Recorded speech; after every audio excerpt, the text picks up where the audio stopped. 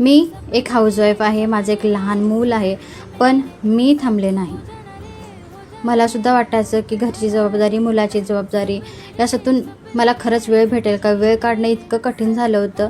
मला तेव्हा वाटायचं की माझं स्वप्न आता स्वप्नच राहून जाणार आहे. पण एक दिवस मी ठरवलं की आई झालं म्हणून काय झालं, माझी स्वप्न थांबणार नाही आहेत. मुलाची आणि घरची जबाबदारी सांभाळत मिळणाऱ्या थोड्याशा वेळात मी मोबाईलवर नवीन स्किल शिकायला सुरुवात केली. English speaking, 3D animation, graphic design, sales mastery, Canva mastery, beauty parlour अशा बऱ्याचशा मी डिजिटल स्किल शिकले.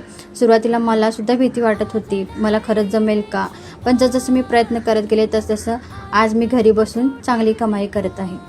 आणि माझ्यासारख्या बऱ्याचशा हाऊसवाईफ आहेत जे लहान मूल सांभाळून इथं कमाई करत आहे.